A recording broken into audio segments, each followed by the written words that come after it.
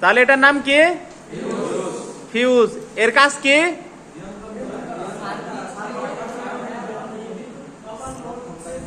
সার্কিটকে ওভারলোড বা শর্ট সার্কিটের হাত থেকে রক্ষা করা। এটা একটা রক্ষণ যন্ত্র। এর হচ্ছে তিনটা অংশ।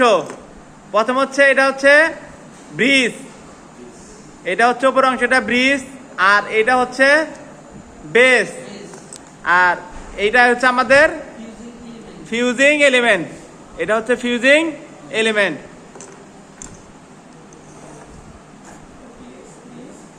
এইটা এটা এটা এটা কি? এটার নাম কি?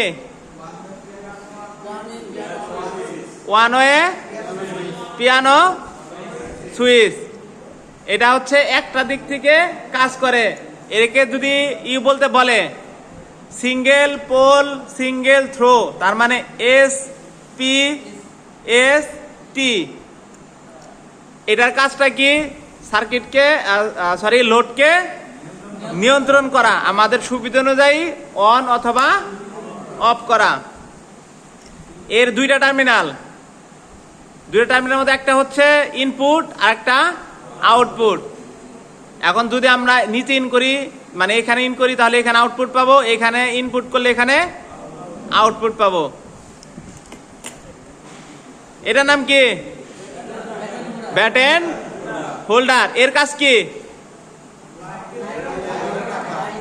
লাইটকে লাইনের সাথে সংযুক্ত করা এবং লাইটকে ধরে রাখা, বাল্বকে ধরে রাখা। আমাদের এই যে হোল্ডারের দুইটা টার্মিনাল আছে, এর যে কোনো টার্মিনালে আমরা ফেজ অথবা নিউট্রাল লাগাতে পারি। মূলত এসি বিদ্যুতের হচ্ছে কি কোনো পোলারিটি নেই। পোলারিটি হচ্ছে নিউট্রাল আর ফেজের দিক। এসি বিদ্যুৎ হচ্ছে কি পরিবর্তনশীল, আর ডিসি বিদ্যুৎ ডাইরেক্ট অপরিবর্তনশীল বা স্থির, সবসময় একভাবেই চলাচল করে। এখন আমাদের এই বাল্বের মধ্যে, এসি বাল্বের ক্ষেত্রে আমরা যে কোনোটায় নিউট্রাল অথবা যে কোনোটায় ফেজ লাগাতে পারবো। আমরা এই ফিউজ অথবা যে এই হোল্ডারগুলো দেখতে পাচ্ছি, এই ফিউজটা হচ্ছে 5 থেকে 6 এম্পিয়ার সর্বোচ্চ লোড বহন করতে পারে। এই সুইচটাও সেম 5 থেকে 6 এম্পিয়ার লোড বহন করতে পারে।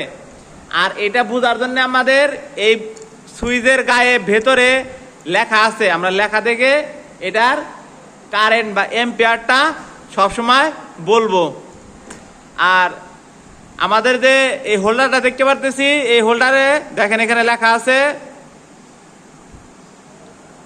6 এম্পিয়ার 220 ভোল্ট। তার মানে কি এই হোল্ডারটা কত এম্পিয়ারের? 6 এম্পিয়ারের।